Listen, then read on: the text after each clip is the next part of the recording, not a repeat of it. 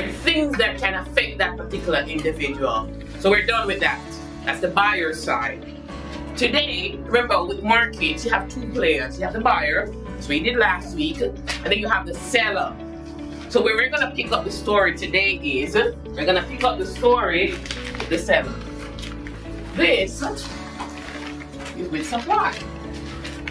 So now we're gonna look at things from the perspective of the person selling the good. You've looked at the buyer side before, so we did last week, so now we pick up with the seller side. So we're gonna look at supply.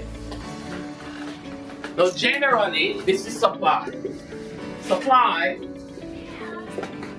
shows the various amounts. Supply shows the various amounts of a product that a seller is willing and able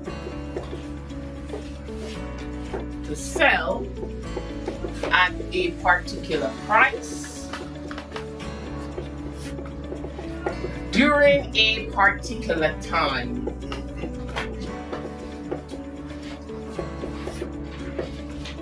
So supply, formally, it shows the various amounts of a product that a seller is willing and able to sell at a particular price during a particular time.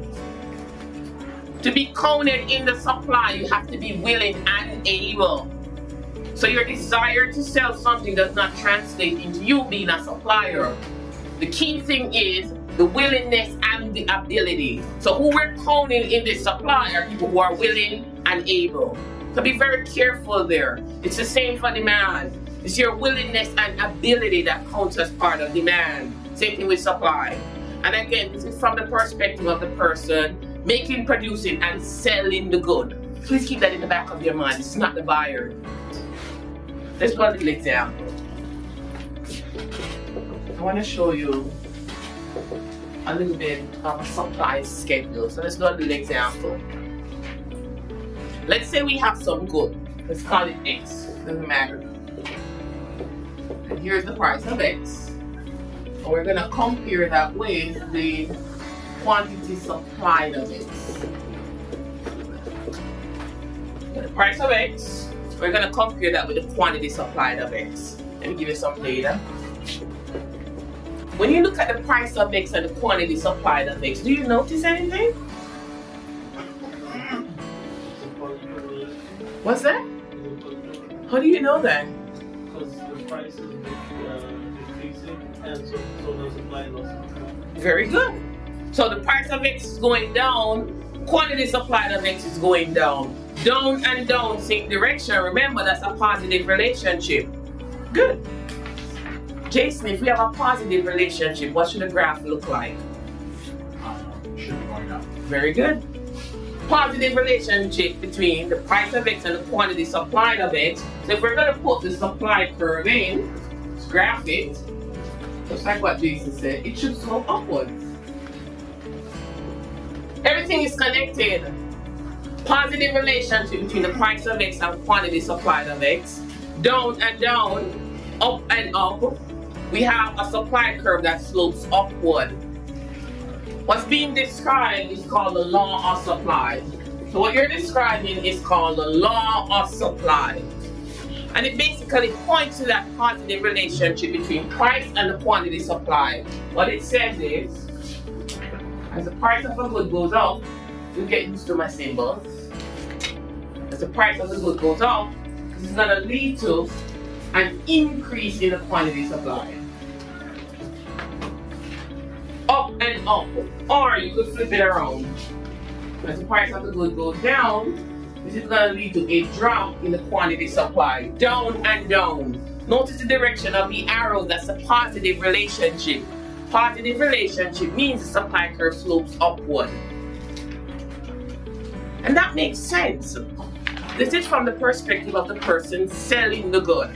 Think about it. The higher price you can fetch on the market, the more you're going to want to make, produce, and sell that good. You're the seller.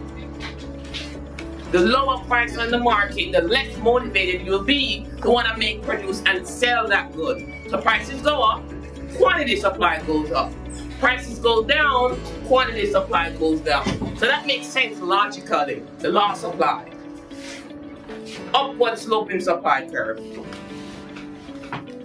Yeah, questions? Okay, remember, this is from the perspective of the person selling the good. Keep that in the back of your mind. We'll talk about the demand a little later on. But now, this is the seller. Something that only has limited edition, which you sometimes want your price to go up.